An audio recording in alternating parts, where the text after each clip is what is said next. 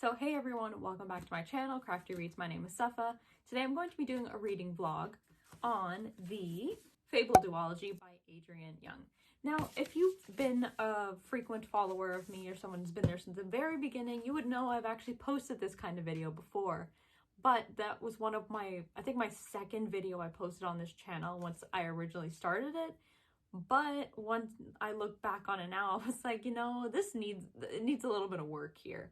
The editing needs to be changed. The way I introduce some things, just the way I worded things, it didn't seem right. So I wanted to fix things, especially since I've changed a lot of things about this channel. And so this is like a redo vlog, but essentially the main clips in terms of me reading the actual story and giving my personal thoughts as I was reading it is still original to the original clip that you probably saw if you stuck around. If not, then this is brand new to you and this won't matter. Okay, so like I said, I'm going to be doing a reading vlog on the Fable duology. So basically, if you don't know, oh, by the way, this video will contain some spoilers. So if you have not read Fable or Namesake, which is both the books, I would just be warned. There will be spoilers on both, but for now, it's a spoiler-free area. I'm just going to describe, you know, basic synopsis, rating, that kind of thing. Oh, sorry, no, rating will come at the end because it's, you know, reading vlog. Okay, so if you didn't know, Fable is a duology starring our obviously main character, Fable. And basically, when Fable was young, she and her father and her mother were on a ship, and her father's a famous merchant, his name is Saint, and one day their ship got into a shipwreck. Her mother died in the process, but as Fable was really young, her mother taught her this kind of art of being what's called a gem sage. Now, she's very particular in terms of Fable is able to kind of detect the impurities and very valuable gems in the coral reefs and like things embedded in this bedrock. And because of that innate talent she has, she's able to, you know, make more money off of the gems she sells on like different islands. But moving on, what happens after the shipwreck? Her father and his first mate, I forgot his name, Clove, they abandoned Fable on this island called Jebel. And since then, she's kind of had to fend for herself her entire life and her upbringing since then, with the single goal of actually making her way back to her father and finding out why he abandoned her and what happened to her mother, yada, yada, yada.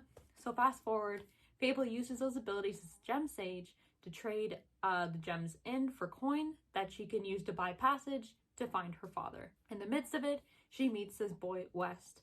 And that's where this tumultuous journey begins. I'm going to give my reviews and thoughts as I go through this whole reading experience.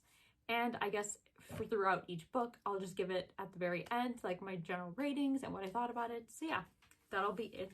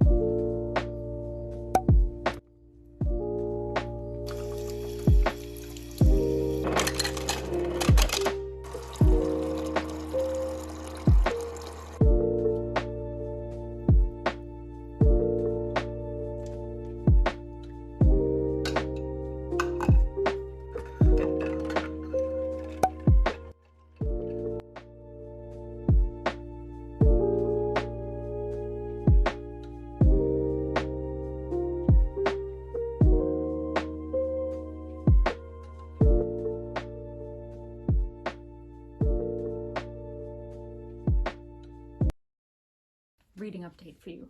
Okay, so I read about 130 some odd pages yesterday of Fable. It's going really good right now. I'm really enjoying it. I love Fable's character so far from what is revealed. She's known as a dredger, and obviously she's met West at this point and his crew. Now, she keeps calling them a shadow ship, which is interesting because she thinks they're trying to use her father's name, Saint, as a way to get trades in and like gain access to the ports and everything. That's what I'm getting so far. And we see a relationship start to develop between Fable and West. They just left Dern and they're about to hit a storm, and they keep talking about this guy who just made an appearance called Zola. They just dumped a guy off the ship in a crate. I was like, jeez. And I'm thinking like he was one of the people who hurt Willa, because she has like the giant gash on her face from like the burn of the knife. That's what they said. And yeah, I am really liking it so far. I feel like the pacing is really good. The characters and the way they're introduced is at a good pace as well. It's not all just word vomited at you at once. It's like very gradual. I like that. So keep you posted next time.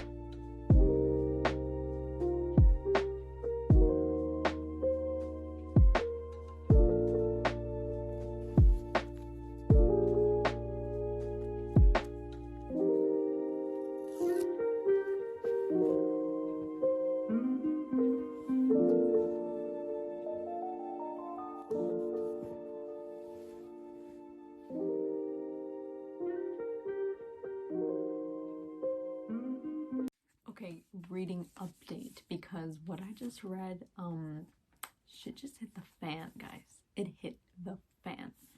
Holy crap. There's a ton of like oh shit tabs that I like put in this one chapter.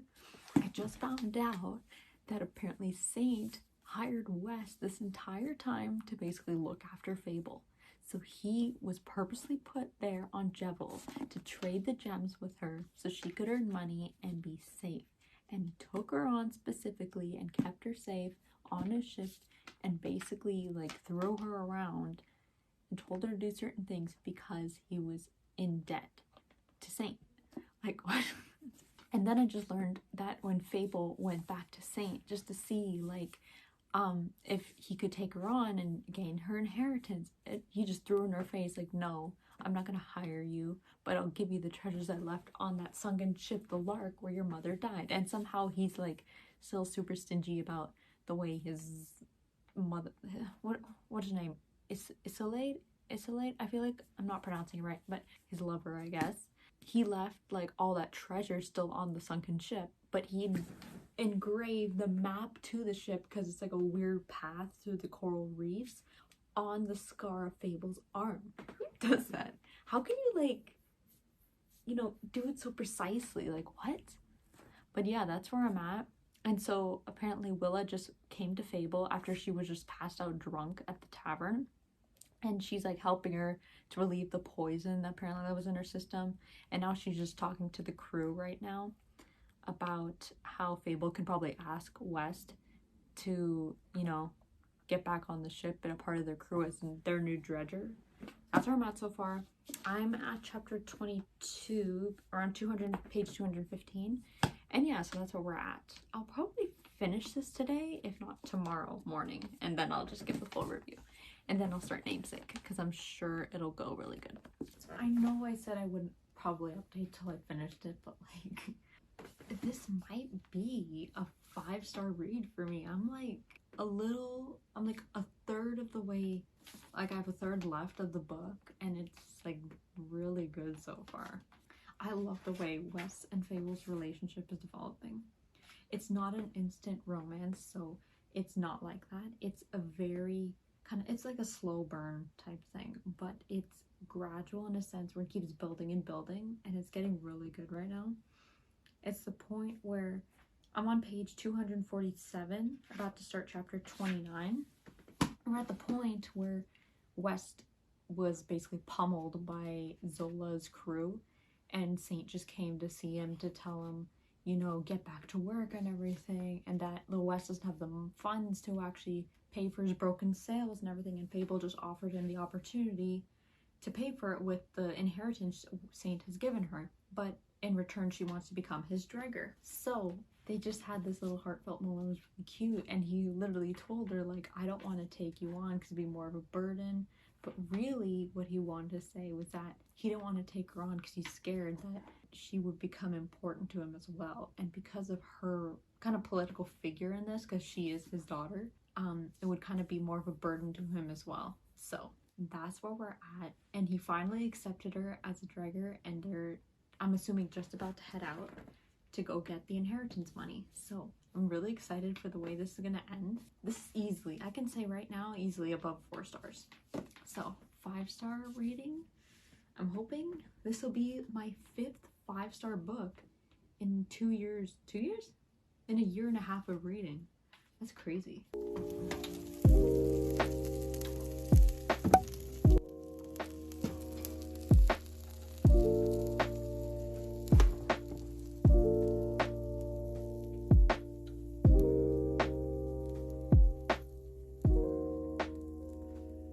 We're back here.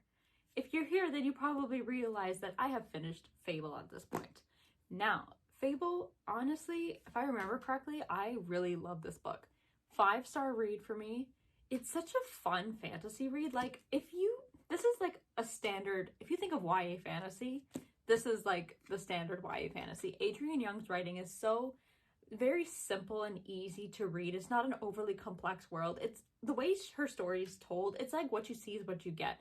There's no really big underlying motives going along in the world that you need to like dig deep in order to like read between the lines, if you know what I mean.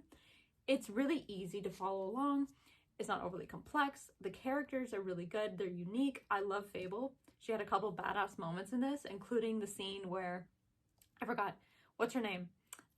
Willa, she flipped the coin into the ocean from the ship, and she was like, oh, if you really need money so bad, you should go and get it.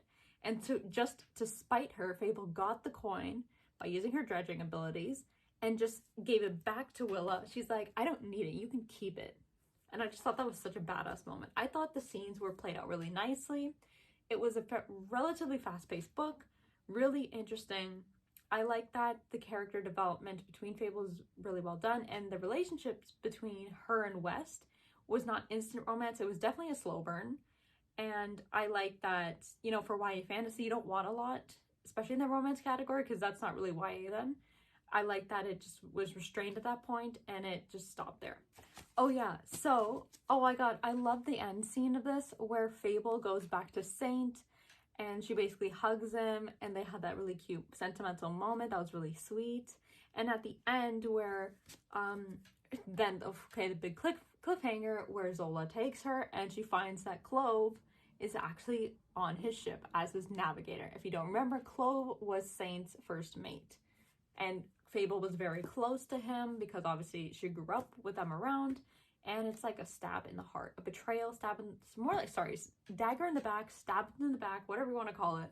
That's what it was. So I was like, oh, that's a great way, and also a sad way to leave off a book, because now I instantly have to pick up the next one. So I highly recommend this if you haven't read it. But obviously, if you're watching this, I'm pretty sure you have read it. But I just thought this is really good. So now, since I finished that, we are going to get into me reading Namesake, which is book 2 and the final book in this duology series.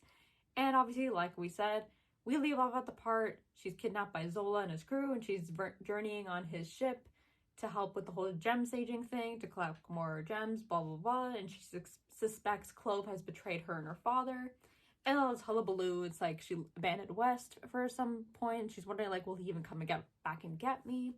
All these things are running through our heads, and we're hoping these questions will be answered in the best way possible.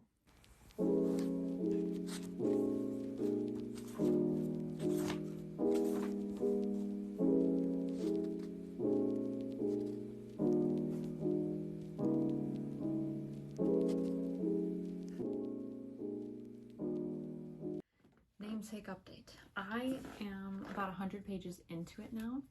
On chapter 13, I stopped there. I've tabbed it a couple times. So far, it's kind of going a little slow. I mean, I'm interested. I've clearly read 100 pages in the past hour or two. So not much has really gone on from the point where Fable was taken.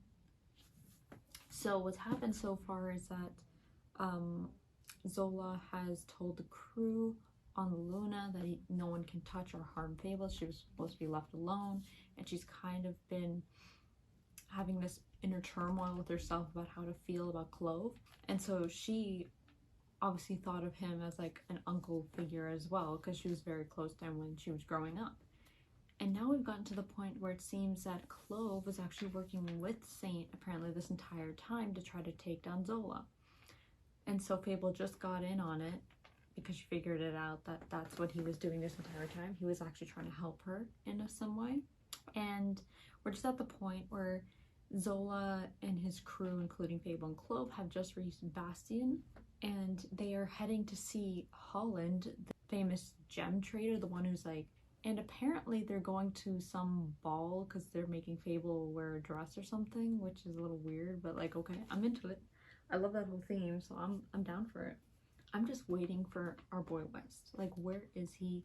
Apparently there's things he has yet to tell Fable. Fable's thinks that he broke the promise they made about not telling each other lies, but you know, I have high hopes for West. He's not a character. I mean, yeah, everyone has their secrets. It's the world of pirating, so everyone's gonna lie and cheat, you know, to get ahead and do this thing. But I don't know, I feel like their relationship will pull through. I have high hopes.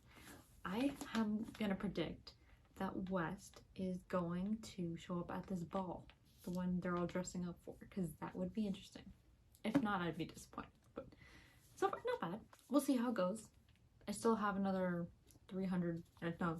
250 pages left. So let's just keep going.